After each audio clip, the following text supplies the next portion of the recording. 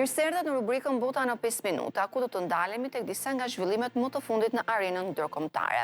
Sikur të mos mjaftonte bllokimi i ngushticës së Hormuzit, me sa duket një tjetër dhimbje koke po vjen në arenën ndërkombëtare për sa i përket krizës energjetike. Dhe janë pikërisht Emiratet e Bashkuara Arabe, të cilat kanë njoftuar se do të largohen nga OPEC dhe OPEC+, një vendim me implikime të rëndësishme gjeopolitike dhe ekonomike në një kohë kur tregjet globale të energjisë po përballen me trazira të forta. Dalja e Emirateve të Bashkuara Arabe, një nga prodhuesit më të mëdhenj të grupit, dobëson kontrollin e OPEC me furnizimet globale të naftës dhe thellon ndarjet midis fshimve në lindjen e mesme, veçanërisht me Arabinë Saudite, që konsiderohet si lideri de facto i organizatës. Kjo po ashtu mund të jap mundësi Emirateve të Bashkuara Arabe të rrisin prodhimin, sapo eksportet përmes xhirit të rifillojnë normalisht, pasi nuk do të jenë të kufizuara nga kuotat e OPEC. Në komentet e tij të para publike të Ministrisë së Emirateve të Bashkuara, të Ministrit të Energjisë, ai tha se vendimi u mor pas një analize të kujdesshme të strategjive energjetike të vendit.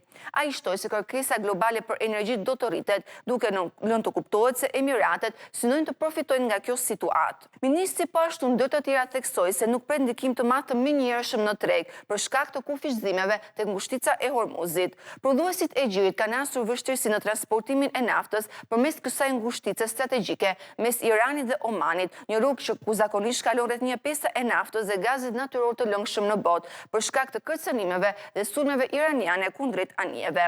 Por atëlsohet dalja e Emirateve të Bashkuara Arabe nga OPEC, një fitore për presidentin amerikan Donald Trump.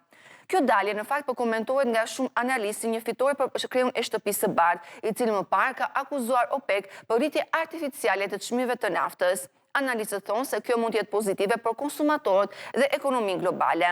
Sipas tyre, Emiratet mund të rrisin pjesën e tyre në treg, sapo situata gjeopolitike të stabilizohet, pasi janë ndër vendet e pakta bashkë me Arabinë Saudite, që kanë kapacitet të lirë të prodhimit për të shtuar furnizimin.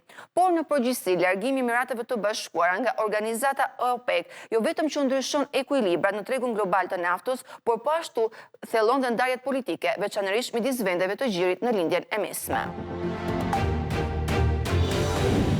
Kur tensionet midis Shteteve të Bashkuara të Amerikës dhe Iranit vijojnë të mbeten të larta dhe kur negociata duket se janë bllokuar, presidenti i Shteteve të Bashkuara të Amerikës provokon sërish përmes rrjeteve sociale. Dhe këtë herë kreu i shtëpisë së bardhë ka preferuar që përmes inteligjencës artificiale të krijojë edhe një foto ku ai shfaqet edhe me një mitraloz në dorë dhe pas tij duken edhe shpërthime, ndoshta të ambienteve pikërisht apo të zonave përreth Iranit. Iranit nuk i të intereson të veprojmë së bashku. Ata nuk dinë se si të firmosin një marrëveshje jo bërthamore. Me sa duket, presidenti amerikan Donald Trump është duke e paralajmëruar sërish Teheranin që të ulet në tryezën e bisedimeve dhe të pranojë kushtet e Washingtonit. Megjithëse nuk është e qartë se çfarë nuk kupton konkretisht, deklarata lidhet me përpjekjet për të bindur Teheranin të heqë dorë nga programi i pasurimit të uraniumit.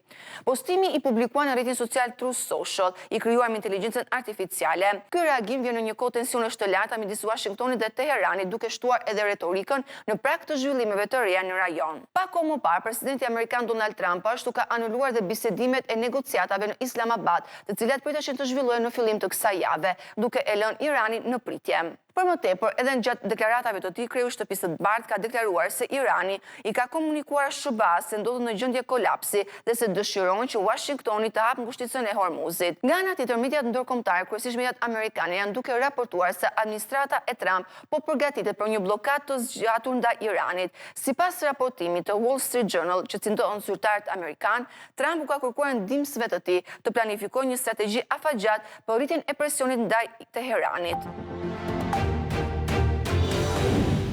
Duke mbetur brenda Shteteve të Bashkuara të Amerikës, Shtëpia e Bardhë ka publikuar së fundmi dhe pasaportat e reja amerikane, të cilat me sa duket edhe këtë herë do të kenë vullën e presidentit amerikan Donald Trump për të shënuar dhe 250 vjetorin e pavarësisë. Ajo që bie në sy në pasaportat e reja të publikuara nga Shtëpia e Bardhë është përfshirja në brendësi të saj edhe imazhi të presidentit amerikan Donald Trump dhe nënshkrimi i tij. Por si do të jenë pasaportat e reja të shtetasve amerikan? Sipas një zyrtari të Departamentit Amerikan të Shtetit, pasaportat do shpërndahen fillimisht nga Agjencia e Pasaportave në Washington për aplikimet fizike. Opsionet online dhe vendodhjet e tjera do të vazhdojnë të përdoren në modelin aktual.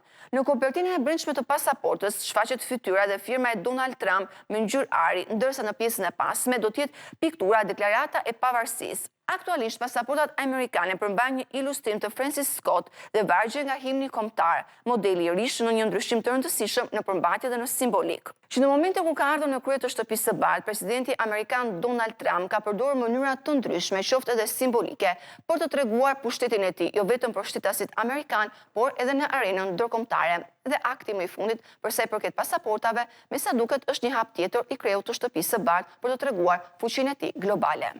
Unë ju falenderoj për vëmendjen, së bashku do të shihemi sërish bota në 5 minuta në Euronews Albania.